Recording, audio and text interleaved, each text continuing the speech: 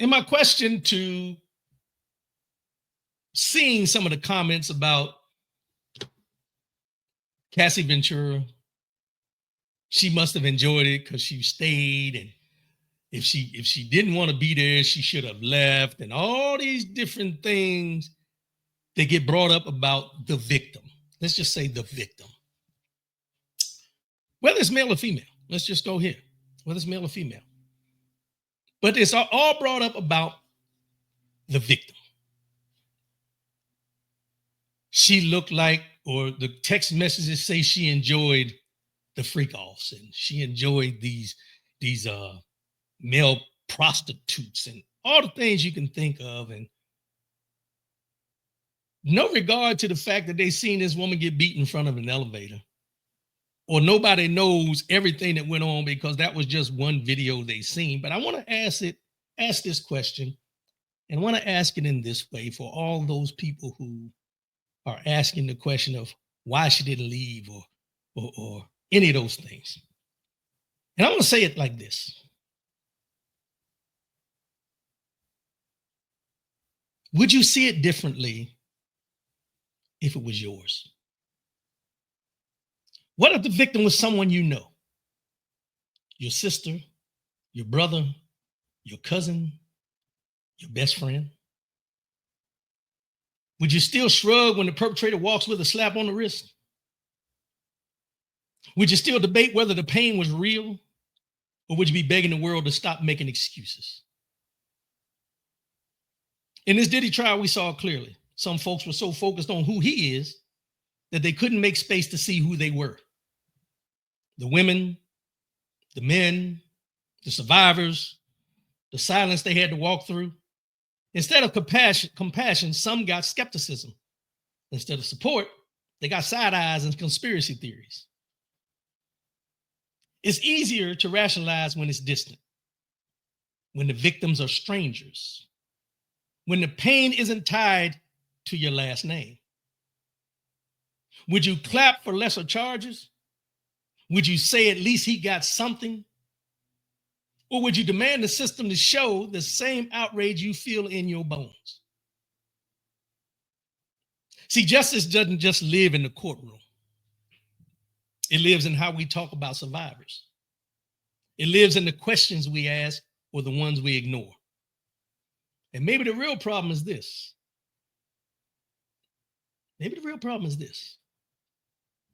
We've seen so much injustice. We've forgotten how to hold compassion long enough to see the whole story.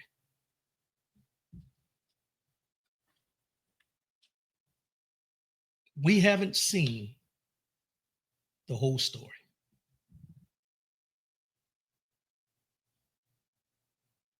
So I ask you to look at this as not just a casual observer, but I want you to look at it as someone who could one day, God forbid, who could one day be in it. Your sister, your brother, your cousin, your friend, someone close to you. And I want you to ask yourself, if the victim was someone you love, would you still minimize their pain?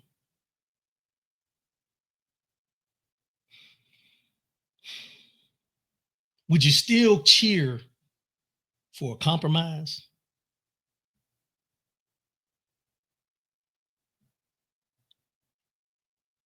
Because in a world where justice feels rare, empathy for victims shouldn't be. I wanted to bring this up because just like in the case, and I'll go back, of O.J. Simpson,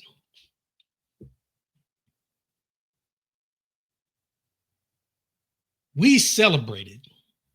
Let's just be honest. There were a lot of us that celebrated the fact that he was found not guilty for the murder of his ex-wife. We've seen so much injustice that we don't know what justice truly looks like. And while we're celebrating O.J. Simpson being freed, while we got people out here celebrating the fact that, Sean Combs is not going to serve the amount of time they were going after him for, and all the different things that we find as wins per se, we lose sight of the victims. I'm an R. Kelly fan. I've said it and I never will deny it. But we've lost sight of the victims in that trial as well. We don't know what those people are still dealing with from whatever was done to them, from what we know, what we were told, and what's the truth. But as I ask this question again, what if it was someone you love? Would you be questioning the fact that Cassie Ventura stayed? Would you be questioning if it was just a payday? Or would you be more concerned about the trauma that she's dealt with or he's dealt with that may have gone through this? See, this is where we as a community sometimes see wins in the wrong way. When we see the justice system maybe do the right thing, we focus on that rather than who's affected by what was done. When we see a brother walk because the evidence wasn't all there, we relate back to all the people I've talked about on this show who are wrongly convicted that served 20, 30, 40, 50 years for something they didn't do. We feel it's a trade-off and a balancing act because they got them, but they didn't get him.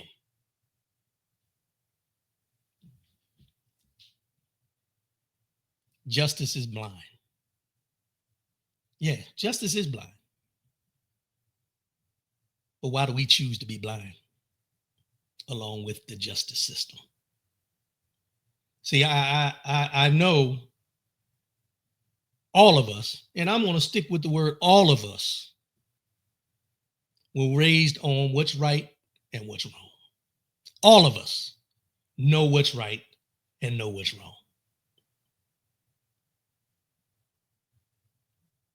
And to say that justice is blind, yeah. But we know when injustice is being done. And injustice is being done to the victims. In this case, by the way we're responding to what the sentence was and not taking into account the damage and the trauma that's been done to the victims in this case. Now, I only bring it up at this time because this case was so highly publicized. But it happens every day. It happens every day. And I'll just ask this question. Like I said, I don't do this for comparisons. I do it as facts. I do it as facts.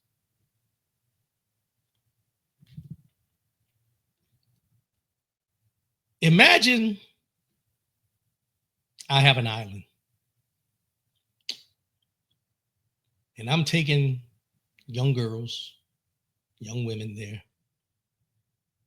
and doing whoever knows what to these young women. And I have a book and flight records that shows everybody I've ever taken to this island. And it shows through research that I participated in the acts, or you participated in the acts when you flew with me to this island. And there's been lawsuits by some of the victims on this island against me and the people in the book.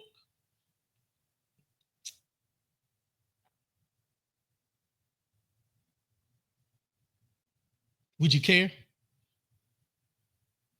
Or would you only care if one of the victims that I took to that island was a loved one? Which way? See, we've been called using the word victimhood for so long that we forgot how to care about the victims. Because they say when we bring up slavery, we're using the victimhood label. See, there's certain things that we have to step back and reassess our moral compass when it comes to these things. Now, I didn't listen to the trial. No. Because for me, I don't like to hear those type of things that go on in this world. The taking advantage of people, the victims being accused of money grabs and so on and so forth, or they liked it, that's why they stayed, and all these. I don't like to hear all that. But what I want to understand is why we celebrate. I'm just going to say celebrate.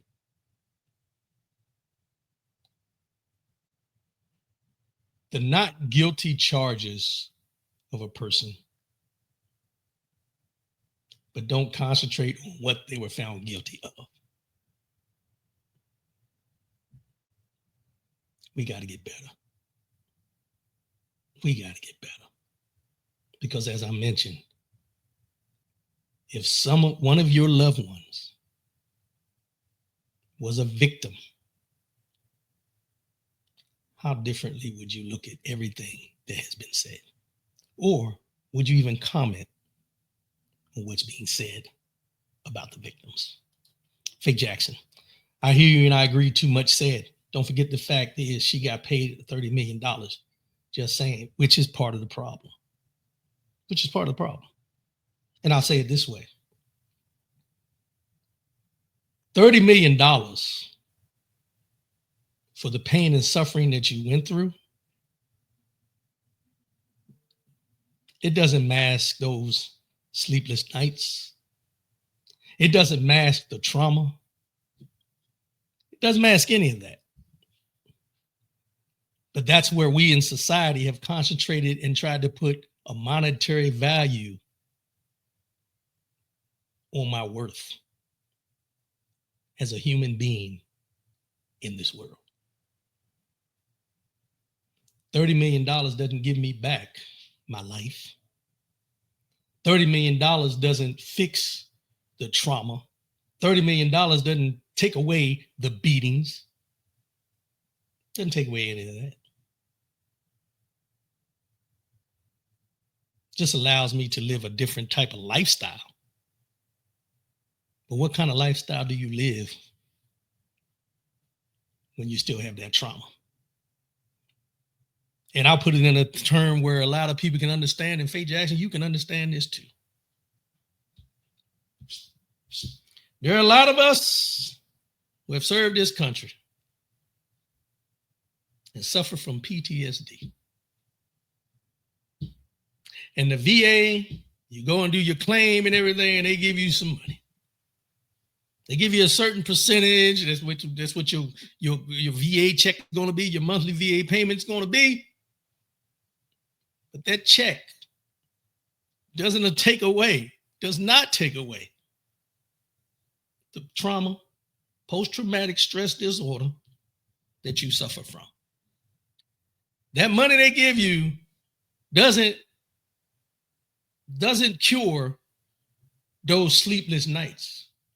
Doesn't cure those nights when you wake up and have an episode because you're having a flashback on what happened. That check doesn't clear up everything that happened to you to cause the PTSD from the start. Money doesn't cure what's wrong with me, not only mentally, but emotionally, and affecting my family on a daily basis. So when we talk about she made $30 million. Well, she got $30 million for pain and suffering, but the pain and suffering doesn't stop because she got $30 million. Just like the PTSD symptoms and the things that go along with that don't stop because the VA tells you you're 100% disabled, total and permanent. The after effects are still there and you will still suffer. So when we try to put a monetary value on the suffering, I think we fall short. I think we fall short because money can't heal. Money cannot heal those wounds. Money can't heal war wounds. Money can't heal the things you've seen in war. Those visions don't go away just because someone puts a dollar sign in front of your face. Just because you got a check for the rest of your life that comes in every month, that does not eliminate and erase all the trauma that you've dealt with. But that's just my opinion. Do with it what you feel you want to do with it.